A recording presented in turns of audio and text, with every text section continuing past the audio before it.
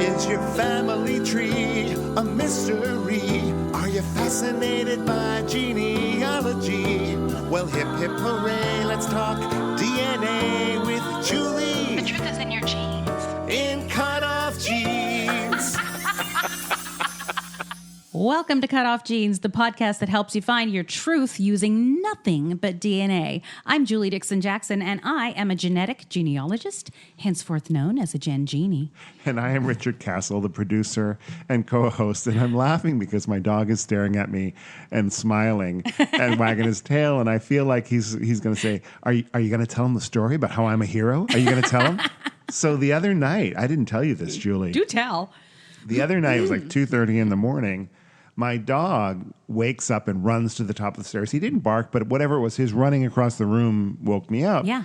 And I thought, I'm laying there going, should I get up and look? No, it's probably just, somebody walking by outside or a dog barked or something. I thought, I'm laying there, I'm going to go look. And I look outside and there's this guy sitting on the wall in front of my building and he's got a backpack on. I'm like, that's kind of suspicious. And I hear some kind of metal sound, and I look to my left, and there's somebody breaking into the garage, and this guy is the lookout, the one I saw. And Buddy, yeah, and Buddy heard them, and he woke me up. That's and great. I went and What'd you yelled. do? I just yelled out the window at them to get the hell out of there. Did they? They did, but they didn't really get the hell out of there. Yeah, they yeah. literally looked up at the building trying to see what window it was coming from because it was all dark. Right. And I told them the police were coming, which they were not. Right. And Did they just wander away? They kind of Just walked sauntered away, in different directions, but they didn't run and they Yeah. didn't look like they were too nervous, In different directions. Interesting. Yeah, like one went to the right, one went to the left. Like probably. So if one got caught, Probably. the other one, interesting. Yeah, and I did call the police, but they didn't come. No, they're not going to. They don't care. It's Los Angeles people Yes, at 2:30 in the morning. They're like, "Oh, that's good. You scared them away. Then we don't need Good to come." job. Good job. But I was proud of my dog for waking me up.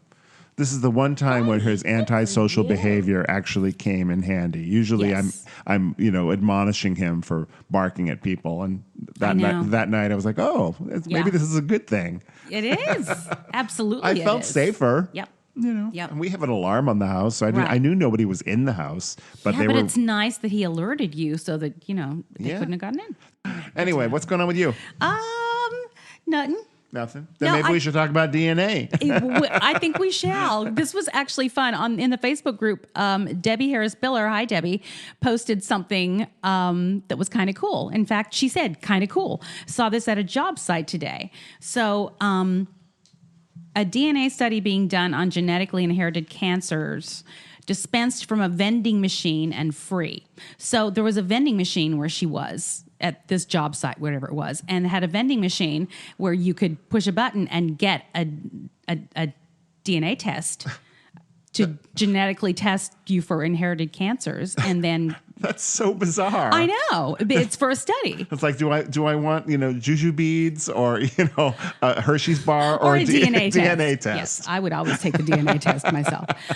Results and findings sent to you in 4 months, and it's free. Pretty cool for adoptees like me with limited medical history. Absolutely. You better believe that I took a few minutes and submitted my sample. Isn't that cool? Do you submit it right in the machine? Oregon Health Project. I can't imagine. I doubt that. You see somebody drooling over a soda machine. So meanwhile, somebody behind them going, "Yeah, I don't think I need my Fanta now."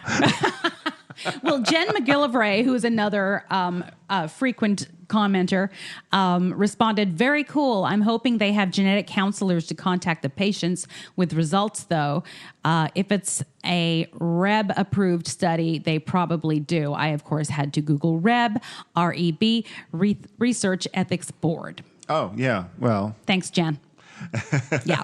But, I guess I'm thinking old-fashioned vending machines, where we just get a cup of coffee or something or a snack bar. But, you know what? I think she put a picture of it. Let me see if I can get to it. But I've been places in airports and things like that where they have vending machines where you can buy like an iPhone. Yes. You're like, whoa. You can buy makeup. You can buy all your Mac needs. Expensive things that come out of a machine. Yes. All right. And actually, while I was doing this, I just saw something else that I thought was interesting that I would like to talk about. There's been this video going around that is of a little girl, and her mother is interviewing her about what it was like the day she was adopted. And she was, keep in mind, she was like 2 when she was adopted. She's 4 or 5 now. Okay. And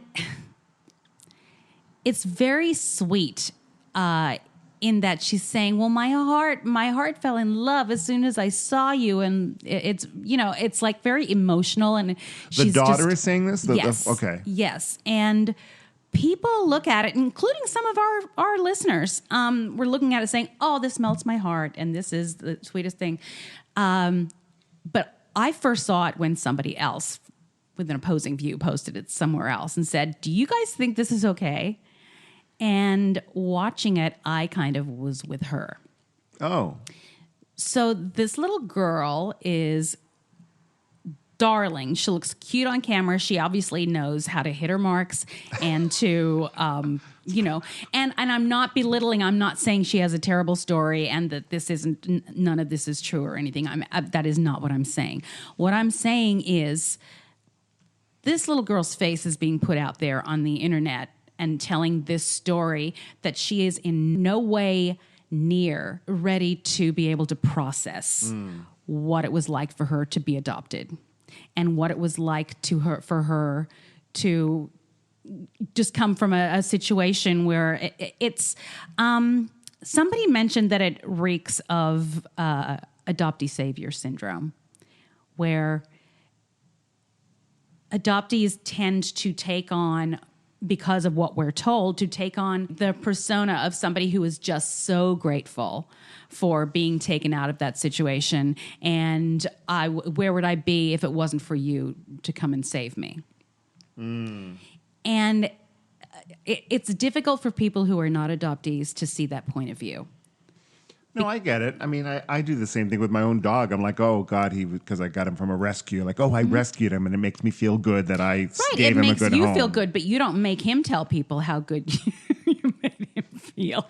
I wish you know he what could. I mean? Yeah, I know. Yeah, me too. You can make a fortune. No, I don't think he really even realizes how good he's got it.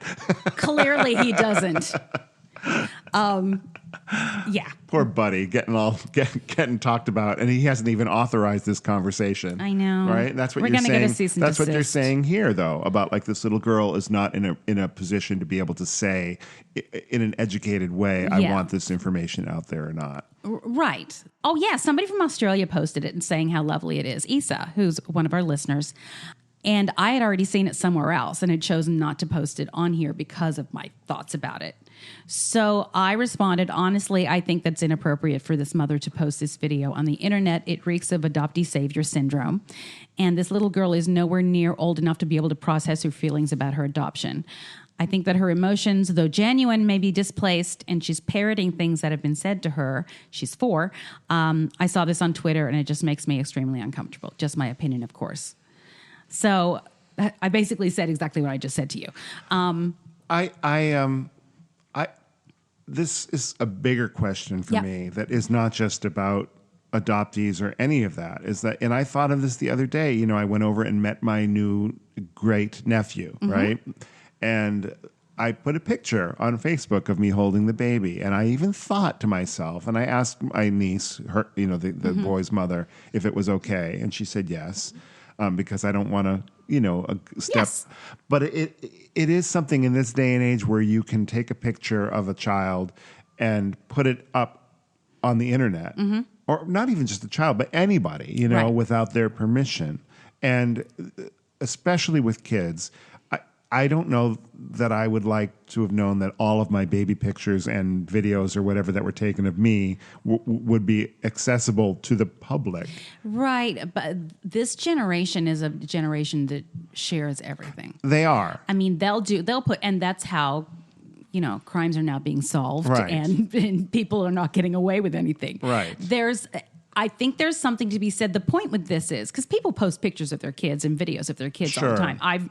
I just posted a video of my kid when she was this exact age last week. Oh, because if she was an actress, Yes, and she was on a right, Buffy exactly. the Vampire Slayer. Right. That's right. It was adorable. Thank you. Well, I could use that against you. Then I could say, well, she was didn't really acting. have the. She was not speaking. She wasn't. Yeah, right. you know. The point here is that this little girl is very emotional, and she is using terms that she has heard from other people. Or, I mean, she's very bright, obviously, but like I said, she is saying something and is going to be out there forever. Right. In 10, 15 years, she may feel completely differently. And this can be used like, well, you said this. Well, she may end up writing a book about it and using that as an example. And then she'll be taken to court and be sued for being an ungrateful adoptee. I wonder, though, I guess I'd love to give the parents the benefit of the doubt that they were trying to do something that was really sweet and that there was no malice behind it.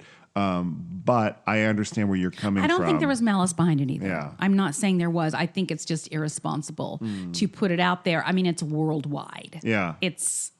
People are saying it, and people are either, oh, so cute, or, oh my God, this makes me uncomfortable. And adoptees are very uncomfortable with it. That's interesting because I remember going back to 9/11 of all things. I remember, everything was in the news about it, of course, and they were interviewed some little girl who wasn't even from New York or anything, and on camera they said, "What's your favorite building?" And she's like, "The World Trade Center." And I was like, "Oh, that just reeked of manipulation and stuff." Like, did she even know what that was before it happened? Creepy. And I thought, oh. Why ask that girl her opinion on this? Does it really matter to the story? And that stayed with me for what, 18 years? If that has stayed with me all these years, that perhaps there is something unintentionally, emotionally manipulative about that. It absolutely is. And it also is perpetuating what we are fighting against all the time, which is... don't you feel lucky? You're so lucky. Where would you have been? At least you weren't, and I'm going to say it because it's been said to me, at least you weren't an abortion. At least, which is neither here nor there and incredibly inappropriate to say to somebody. But, it's reinforcing that, we're at a point now, adoptees are trying to flip the script, if you will. Yes. And say, yes, adoption is a good thing, and in a lot of situations, it's necessary, but it's not all, rainbows and sunshine. Right. Just like adoption reunion is not always rainbows and sunshine, as I've shared recently. You just don't know what to expect. Yeah. So. I just feel like it's inappropriate and it's not helping the adoptee community at all by posting that. And I think there's something to be said about parents being cautious about what they share online about their children because at some point their children will be adults and even if they are being raised in a culture where everybody shares everything you can still be embarrassed. Well, you have to make informed decisions about what you do when it comes to your children, right? Because yes, they can't. If she said to the little girl, "Can I put this on the internet?" Of course, the little girl's going to say yes. So she has to make an informed decision herself about. Is this something that in the future she might regret or that is appropriate? Yeah, and I also think that, especially at that age, you do parrot back whatever your parents tell you. Of course. And so why is it better to have the child parrot it back than just do a video of the mother saying, this is how I feel about adopting my daughter? And I think that's perfectly valid. But then it's just the mother saying this rather than... Right. So if it's coming from the kid, that's basically the mother saying, see, I'm a great person. Yeah. It's not like she's being held at gunpoint, right? Right. She's like... But she does get her food from her. It's like the hostages saying, oh, no, they treat me really well. Yes, exactly. It's Stockholm Syndrome. Oh, wow. We're not saying that this little girl is abused in any way. No, and I have not seen the video personally, so I can't vouch for any of this. I'll show it to you on the break. Okay. Yeah. Should we take a break? Yeah, let's do that. All right. If you're enjoying CutOff Jeans, please subscribe, rate, and review. Now, back to Julie and me. So Julie just showed me the video of the little girl being, talking about the first time she met her adoptive mother, and she's a little girl, and my heart melted. I'll be honest. See? You know what? I mean, she's so sweet. She is really adorable. And, the thing that I did notice was that she didn't seem like she was being coached in this interview. She wasn't being asked leading questions like the mother wasn't saying, and how did your heart feel when you first met me? The girl just it came to her and she goes, oh, and my heart opened up. She did say, yeah, do you know what happened to my heart? Yeah. That was actually really cute. And I thought, well, gosh, that just felt very genuine to me. Yep. And so again, everybody can have their own feelings about it. Yep. But it moved me. It struck me in a very emotional place. And I'm not that emotional. You have ice water running I've through got your veins. ice water, and it got a little warmer when I saw this cute little girl. Okay. I agree with you that she does not appear coached. And I don't think she was coached. I think they've had this conversation before, though. Yeah, but I mean, I also know that when you're a kid and you love your parents so much, just unconditionally, that you can come up with these wonderful, cute little sayings about how much they mean to you because it's all you know. And so I don't know. Like again, she's not processing how she was adopted as much as I think she was expressing the love that she feels for her mother, for her adoptive mother. There's no room. It feels like, and we've all been through this. You are not allowed to talk about the loss that you suffered. Right, because she doesn't know about it yet. Up. Yeah, she isn't aware of it. Right, and so when she is aware of it... Well, maybe there'll be a video about that. When she's a teenager. You know what? If she's smart, that's what she'll do. She'll say, hey, remember this? This was me. Here's the thing. I'm glad you saw that, actually, because it's good to have your input. And that also actually further demonstrates how easily manipulated people are. Oh, yeah. And I mean, I don't think the little girl was trying to manipulate you. No. But I think the video in itself is manipulative to make you feel good and forget that she is not processed. Right. Well, there's no context, really. I mean, the context that's given is like, look at this heartwarming video of this little girl expressing how she feels about her being adopted. Yeah. So, I mean, they do set it up that way. Okay, so. Yes. And I agree with you, and I understand that. I'm just going to say it one more time. It's gross. It makes me feel sick. Yeah. I don't have a horse in this race, yeah, I know. really. I know, but that's why I wanted you to see it. I'll tell you that I felt heartwarmed and and you know what? As I was watching it, I was too. I was like, oh, that was cute. But that doesn't mean that I believe that your point is not valid. It is valid. But you're coming from a different point of view because you have experienced this loss, and therefore it might be a little more triggering to you than it is to me. Certainly. So I guess that's like anything in the world, to be aware of. Context is everything, and where you are coming from when you see something, Especially, you know what? If she was even a teenager, right? I think I'd feel differently about it. But she's got so much that she's going to have to work through. Yeah, and she's not even close to being able to process that. So I think that's the part that. But she is adorable. This little, she's like a little Asian girl, right? Yeah, she's darling. She's darling. She appears way younger than she seems to be.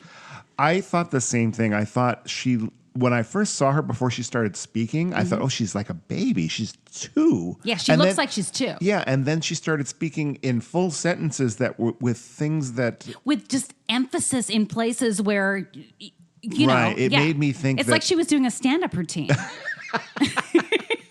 Especially when she started off with, hello, ladies and germs. Take my wife, please. And then she said, I'm here all night, folks. I'm like, wow, that's a lot for a 2-year-old. I don't know how old she was, but she did appear to be younger than she sounded. But she said that she was 4 when she was adopted. Right. So which means she must be at least 4. I think maybe she was 21.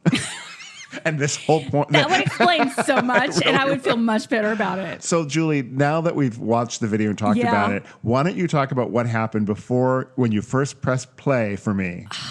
on the video. I have chills. Guys, Big Brother is real, okay? I'm just telling you. I mean, I know we've all experienced, we've been Googling something, and then all of a sudden there's an ad for it on your in your Facebook feed. That happens all the time. We know that's what happens.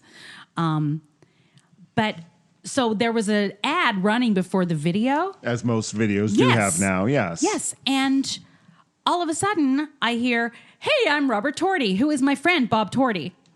And then the person that was with him said, I can't remember his name, right, but I'm not going to say it. But he was a client. But he was somebody that is a friend of Robert's that he sent to me, and I helped him find his family. They're business partners. Right. And it was an ad that my two friends were in that was randomly playing before this video. Yeah, and she wasn't going to some site that she's a part of. She just clicked on the link on Facebook where the picture was, where the video was, and it brought us to like a Daily Motion place. And that video ran with two people in it that Julie knew. Interesting. It just occurred to me. Bob and his wife, Delee, have two adopted daughters. I wonder. But the ad had nothing to do with I know, adoption. but I wonder if he is able to choose where his ad is seen. That's possible. There might be some kind of algorithm, but like it looked like they were in front of some kind of dome home or something. I didn't know what it was all about. Yeah, it looked like they were like round yurts. I couldn't even listen to what they were talking about because you were going, "Oh my God, I know who this is. That's my friend Bob." And like, that was the weirdest thing. I have to message him as soon as we're done with this. You should, because that is a weird thing. That's crazy. Well, anyway, so I think we're done with that video. Yeah, we are definitely done with the video, guys. Wow. All right. And now let's move to something else that I found on Facebook as well. This is from one of a Facebook group that is adoptees that are in reunion. And it's another one of those. God, there's a Facebook group for everything. There absolutely is. And I'm not going to say her name, obviously. But I thought her comment was interesting that she was asking advice about. And it's not one that we hear a lot, even though it happens a lot. So I'm going to read it. Hello, I am new to this group. I recently got in contact with my bio mom with the help of my adoption agency. We exchanged some letters through the agency and then just recently got each other's identifying info. Here's something I'd like to get thoughts on. I initially chose to look for her due to needing mental health family history as my son was in crisis. Turns out she had been waiting and hoping I'd be in contact since I was 18. I'm 42. Anyway, she had been strongly pressured to give me up, put in a home for pregnant girls in another city, etc. She had a lot of difficulty coming to terms with the adoption. By all accounts, she went on to have a good life, married, kids, successful career, etc. But my adoption was a real hole in her heart. The thing is, for me, I didn't have negative feelings about my adoption. While I'm excited to get to know her, we are finding so many surprising things in common, etc. I guess I really just see it as possibly adding to my family if things go well, not filling a void. I already have parents and a sibling. I'm worried how to support her when this is clearly much more emotional for her on her end. Again, lots of emotions from me too, just not the same. I'm glad for contact and answering those questions we all grew up with, but, well, I keep worrying that I'm not giving her the support or level of understanding she deserves. Does anybody get what I'm saying? Oh, that's so interesting. Yeah. What a really an interesting perspective. Mm-hmm. And I understand that. Like, I'm a caretaker. Yeah. In life. Yes. But I mean, I was sort of raised to see how somebody was feeling before I said how I was feeling. Yeah. You know? And I worry about how everybody else's experience is instead of mine when right. we're going through. Yeah, something. like I want to make sure everyone is comfortable and happy before I am. Yes. Yeah. Or even if I'm not. Right. You know? And so I relate to this girl in that way. I do too. And I'm an adoptee. Yeah. So I think I relate with her way more than I relate to the ones that are saying, I don't feel like they want me to be a part of their family. Like they're feeling rejected, right? Or yes, worry about being rejected. Right. They were, which rejection is awful too. Right. But some people experience rejection when it's not really rejection. Because some people, not many, but a lot of people that post about it, I guess, want to be completely welcomed into Right. this family as a member of the family, just to like slip right in. And that's something that I think is a lot to ask too. Well, I'd be interested to know what the responses were. I'm sure there were a lot of responses, but my response to her would be, if she were to say that to me, would be like, well, it's not your responsibility to take care of this woman. You know, she's your birth mother. And you could certainly, I think you could certainly be nice about it, but you don't have to take care of her. You need to just take care of yourself in this way. Yeah, that's how I feel too. It's interesting that in all of these sites, when there's a question, only adoptees are allowed to respond. Oh, okay. Which I'm not saying that you shouldn't have said I anything. was going to say maybe I should. Let's erase that. But when you said that, I immediately went to, well, you don't even know what it feels like. Yeah. You know what I mean? Right. But I mean, you of course can have your opinion. Yeah. But I guess because these are specifically spaces for adoptees to feel safe, right, they only want to hear from other adoptees, because truly the only people that should have an opinion is somebody who has the same circumstances as you. Right. Yeah. Interesting.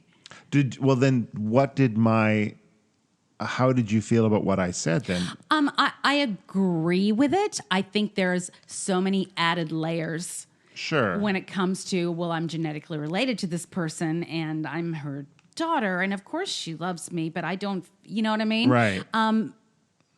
I think as a general response, that's very smart. And I think that's a general response that you can give everybody for everything. But it's so much more nuanced in this position.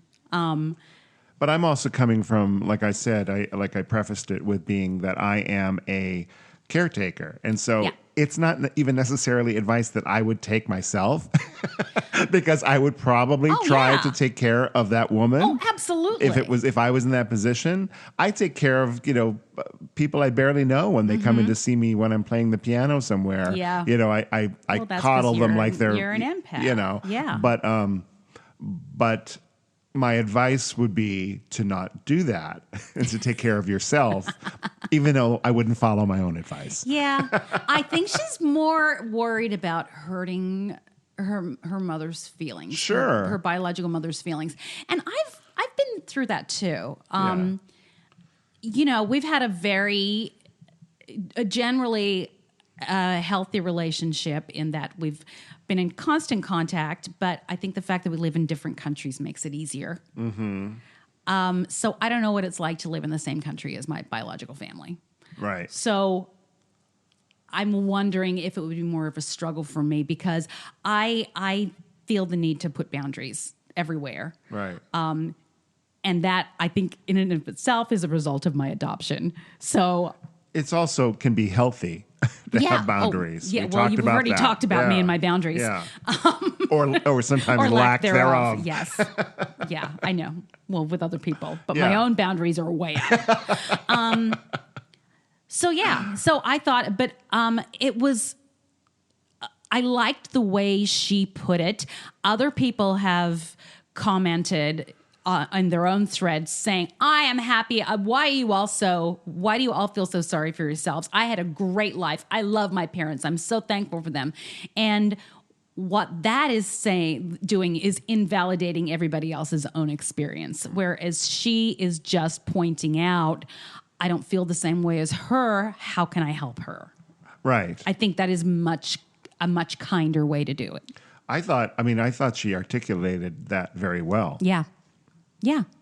And just the fact that this is, I don't know that this is, of course, we're in episode 77 of our podcast, and I don't know that this is a point of view that we have voiced on the podcast in all of these episodes. So I think that's why I feel I'm so interested in it, because it always feels like the person who is seeking out the, whether it's the birth mother seeking out her child. Yep. Or whether it's an adoptee seeking out a birth family. Yeah. There's that sense of when you're seeking something, you're almost like you're asking for something, and you're the anticipation of something unknown that when you approach someone that they think you want something from them. Yeah. And so this was a more nuanced look at that whole relationship. I thought that was really Yeah. eye-opening. Yeah, I think so too. Although maybe nobody cares what I think because I care what you think. Yeah. I see what you're saying. It's good to have an outsider's point of view, but I think it's interesting and smart the way they do it in those forums of how that. In fact, I thought only adoptees could be in this particular forum. But on a lot of them, they say adoptee only commenting, please. So, well, there you go. You know, what do I know? Not much. Well, you could have commented if you wanted because you're an adoptee. I usually do. Yeah. Surprised? No, you very seldom withhold comment. I don't even know that I've heard no comment come out of your mouth. That's not in my vocabulary. About any subject. That variety of that layout of words is not. Yeah. Okay. So I thought that was interesting, and let's take a break. Thank you for listening to Cut Off Jeans with Julie Dixon Jackson and Richard Castle. That's me. All right, it is story time. Story time. Who do we have today, Julie? I'm so excited about this one. This is Damon Davis, who is... I like the alliteration. Yes, I enjoy alliteration. And the assonance too. of that. Ooh, the what? Assonance. I've never heard that word. Oh, it's another poetic device. Of course. It's the sound of the vowel. So Damon Avis, the A. So we've got the D, the Damon Davis. with that's the alliteration, and the assonance is A and A. The sound of that. All right. I'm a lyricist, folks, so I hear words so much like they are sung. And I love words and I love language, regardless of how I speak on this podcast. You speak very well. Well, I speak good sometimes when I want to. I speak good. So Damon has a podcast called Who Am I Really? That I actually was featured on a couple years ago. Oh, before we did our podcast. Before we'd even done our podcast. And it's basically stories of adoptees and their journeys. Oh, great. And he's also written a book recently called Who Am I Really as well. And Damon is an adoptee himself. So I invited him on to talk about the podcast and his story and his book. And here's the first part. Damon Davis, thank you so much for joining me on Cut Off Jeans today.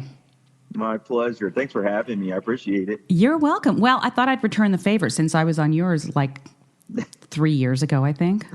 Damon has a podcast called Who Am I Really that I discovered obviously a few years ago. And Damon, can you tell us a little bit about it?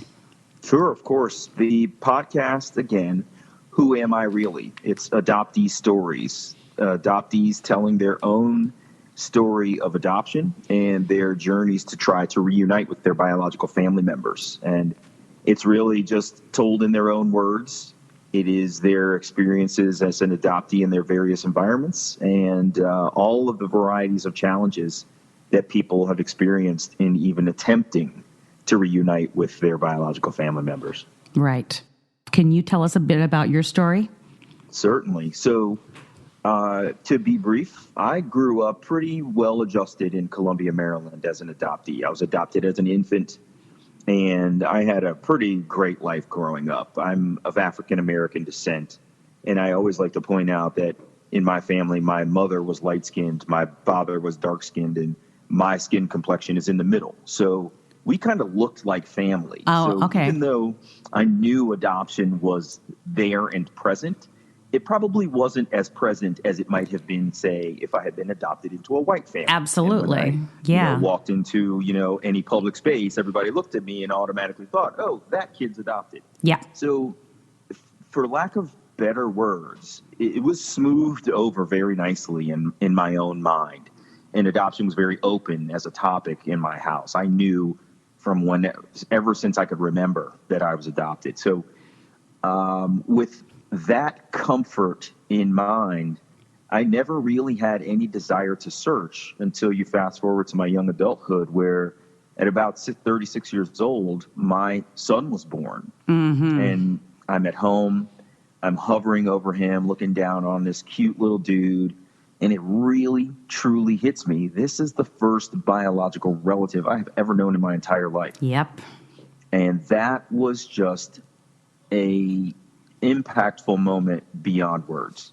And I've heard through the podcast so many others talk about that moment of discovery of a person whom they were going to love anyway, but they almost love that much more because of how special they are, because they're the first blood relative they've ever known. Yeah, I experienced very much the same thing. Even though I'd found my mother by that point, I was probably unhealthily connected to my daughter, I think. I was very conscious that we needed to be together, like skin-to-skin contact at all times. Yeah. So, yeah, I get that. I get it. Yeah. And, you know, it's a funny thing, too. I'll tell people how special he is to me for those reasons.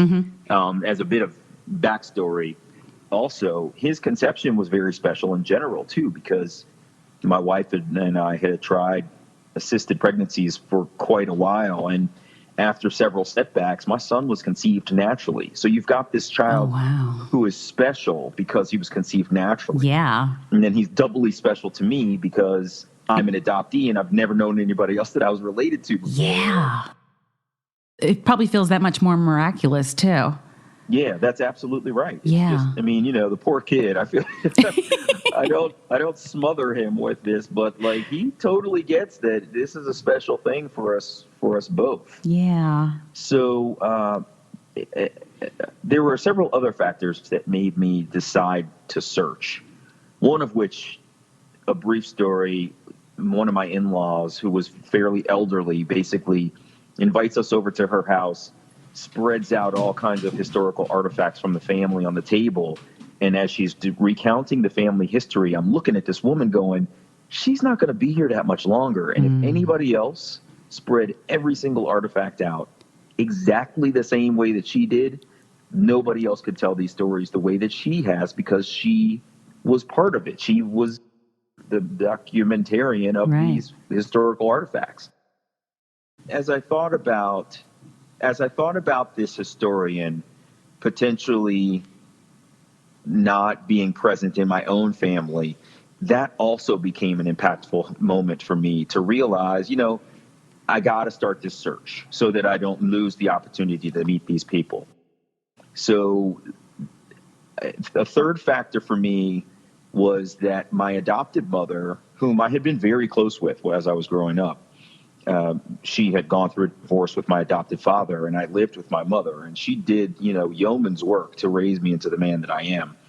Unfortunately, she started to suffer mental illness. And so for all intents and purposes, I'm losing my mother. Yeah. She's not dying per se, but the woman who I knew is no longer center stage. There's a new person at center stage, and I had to get to know this person. And it was really, really tough and very challenging. And we had some very contentious arguments, not adoption related, that just really divided us. And so those three factors, the birth of my son, the loss of my adoptive mother, and the witnessing of this historian pulling together family facts, were all just like, they all came together in a perfect storm of driving me down the road of wanting to find my biological family members. Okay. So I reached out to Baltimore City Social Services. They asked me to write an introductory letter, which I did very promptly. And within 2 weeks, they called me and they said, we found her. Oh, wow. And I was astonished. Like, I figured, you know, I've not thought about this for 36 years. I'm not going to start obsessing over it now. And 2 weeks after writing this very heartfelt note, the social worker calls me and says she's ecstatic to know that you're looking for her. And I can put you guys in touch. And so, to cut a long story short, I ended up hearing my biological mother's letter introducing herself to me the day before her next birthday. So my social worker calls me on the phone and says, I can read her your letter. And she did. Oh, wow. And in the letter, it says, basically, you and I went to the same university. I've loved you all of my life. I'm so glad to be in touch with you. My birthday is, and she gives me the next day, which was September 24th. And I was like, holy crap, her birthday's tomorrow. And basically, through this letter, I'm meeting her for the first time. Like, that's quite the birthday gift. Right. Yeah. Well, check this out. Yeah. So I speak with her that night. My social worker gives her my number and me her number. We speak by phone and we have this instant rapport, just immediate connection. That was really awesome to be a part of. And through that discussion, I'm asking her where she lives and how she's been and just all kinds of stuff. And she tells me that she lives in Laurel, Maryland, and I'm in Silver Spring, Maryland. So for anybody who knows, that's only probably 20 to 30 minutes away. Yeah. And so she tells me that she lives in downtown DC, and I asked her about where she works.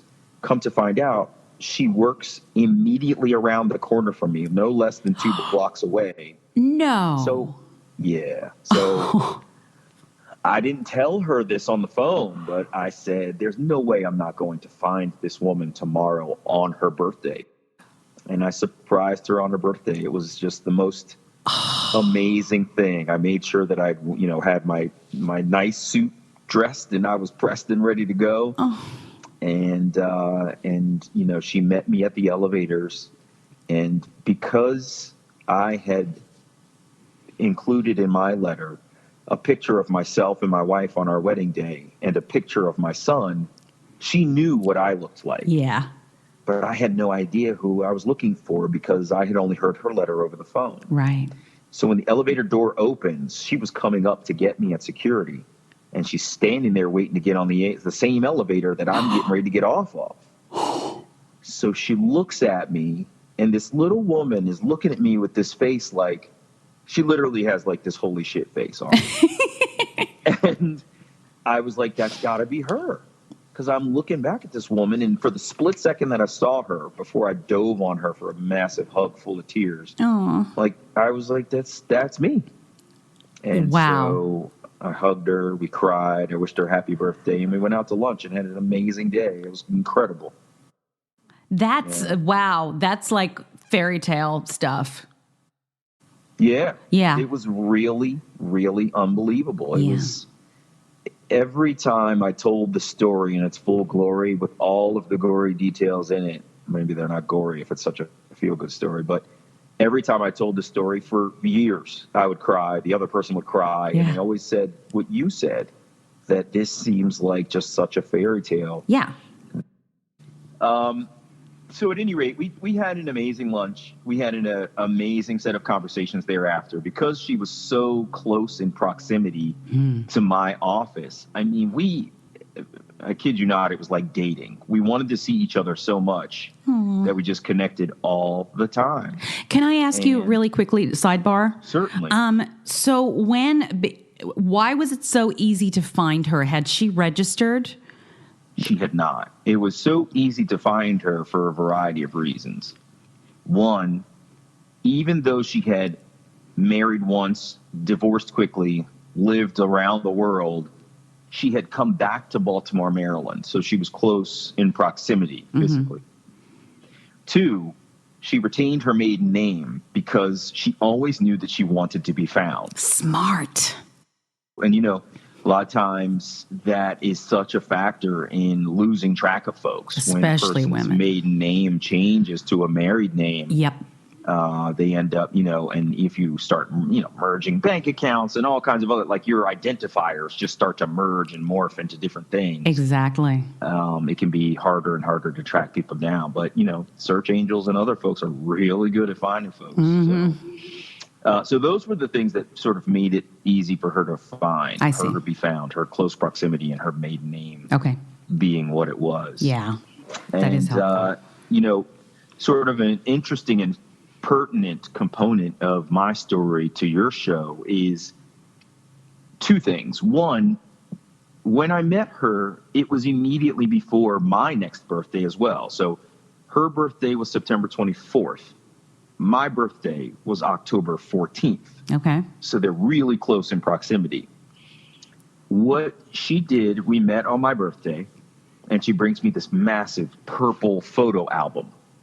And it was amazing because she took a picture of the two of us that we had taken on our reunion day, and she put it inside the front cover. So that's the first picture you see is our reunion picture. But then inside are all of these amazing pictures of herself as a young woman. And so these are the first pictures I'm ever seeing of her When she was younger. at a younger age. Yeah. And she was beautiful, really, really cute. But what I didn't anticipate was she had revealed to me previously that one of her great hobbies was doing genealogy. And it didn't really register to me that her doing genealogy meant she knew our family's history. So when I open the next page of this book, it starts to, it's a new section, and it's a section of genealogy pages that she has documented our family history. Oh, it was already done for you. So I had all of this history right in the palm of my hand. But So great. two things that were really interesting were, one, she had documented our family history all the way back to the days of slavery. Oh. And that meant that I had an immediate, like, really deep resource of family history from her work.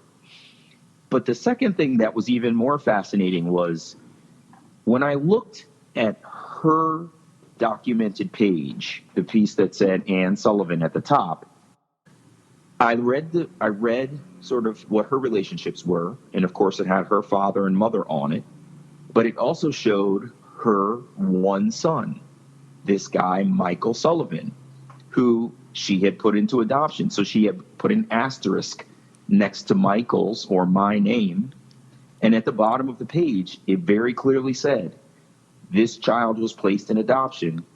His name would have been changed by the adoptive parents. Oh, that's great. And so I was able to see myself documented in the family history with as much knowledge as she had about me at the time. It was really, really fascinating. Yeah, I wish everybody would do that. That's so great. Yeah, it was really cool. So what that allowed me to do then was to go to Ancestry.com, where I had, once I decided to search, I was all in. So I went to Ancestry, I'm pulling clues, I'm looking for stuff. And of course, I started to document the family tree. But the challenge that I had was on Ancestry, you can only document one mother. Mm-hmm. No person can have two mothers. And so I really, really struggled with that, and I never resolved it. I think they've changed it now. Did you know that? Yeah, I spoke with a guy at Ancestry recently, and he told me that they were working on changing it for that very reason, because it's such a common complaint among people who have had two mothers for a variety of reasons. Yep. I mean, as I speak about it, I realize that, if I was adopted by a lesbian couple, in essence, I shouldn't be forced to make one of those women be the father. Right. It's a very real situation that goes beyond adoptees. Absolutely. So, another interesting component of my story, and there will be more, that is sort of pertinent to genes and genealogy and genetic testing and things, is I was working at the U.S. Department of Health and Human Services for a while, and I was in the Chief Technology Officer's office, and myself and my boss, the CTO, were out on the West Coast in Silicon Valley, and he had arranged to have a meeting with Ann Wojcicki, who was the CEO of 23andMe. So we're sitting there, we're having this amazing conversation about all of the amazing things that they're doing. And I told her that I was adopted and I had just met my biological mother. And she said, oh my gosh, that's so awesome. And she, it seemed like it was out of thin air. She says, let me give you a kit. She just produced it. Yeah. So the CEO of 23andMe hands me a DNA kit. That's crazy. Yeah. And even though I didn't need the verification, I did it with Ann anyway. Yeah. And even though I could see it in her face, I could feel it in our connection, it was pretty undeniable that she and I were mother and son. It was still cool to see that when you turn to the science says, oh yeah, you guys are definitely mother and son. There's just something validating about it still. Absolutely there is. Had she never done DNA before? She had never done DNA testing before. Now you can help her with stuff that she didn't know about her own tree. Yeah, that's exactly right. Yeah. Yeah, it was fascinating. And, as I continued to sort of investigate what it offered, I got a whole lot of third, fourth, and fifth cousin matches that really underscored how interrelated we are, you know, because I'm seeing names and faces of people that I obviously don't know, but that we have these, you know, minute genetic relations to one another. It was just really interesting to realize, like, we are truly part of a human family. Yeah. Yeah, it's amazing, isn't it? It was really cool. Yeah. Cool. So because Anne gave you the test, did you get your results faster than most people? That's a great question. So that's the end of part 1. If you would like to hear my interview on Who Am I Really? From before you did this podcast? Yeah, it was like 2.5, 3 years ago. It was, in fact, I think things have happened since I spoke to him, but I'm episode 64 and it's entitled The Truth is Stranger Than Fiction. Ooh. Ain't that the truth? So yeah, you guys can check that out. It's a great podcast, guys. And it's one of the first podcasts I listened to about adoption that I thought, this is a thing. Anyway, so we will hear the second part next week. I'm looking forward to it. And I as well. In the meanwhile, in case you were wondering, I am Richard Castle. I am a musician, composer, musical theater writer. And you can follow me on the Twitter at Castle Songs, or you could go to my website, richardcastle.com, which I'm in the process of redoing right now. So Thank God. I know, right? It's so old. Well, it is. It's going to look really modern and cool. Fancy. My mom thinks it's cool. The kiss of death. The kiss of death. My mom is actually dead, so maybe she it literally is the kiss of death. Kiss of death. That got dark. It did get. Yeah. Now, okay. Nice way to end a podcast, Julie. The irony is my mother would think this is really funny. So you gotta love that. Yeah. Okay. Hey, everyone. I'm Julie Dixon Jackson. I am on the Twitter at Jules Jackson with 2 O's. The podcast on the Twitter is at CutOff Jeans Pod. Join the Facebook group CutOff Jeans Podcast, or send me an email, julesjackson@cutoffjeans.com. We have a special announcement coming up in a few weeks about a new component that's coming into what is it? Into the ether. Sure, that works. No, it's coming into being. It'll be. We are going to launch it in December. You'll hear all about it. So it'll be swell. I'm looking forward to it. Me too. And in the meantime, the truth is in your jeans.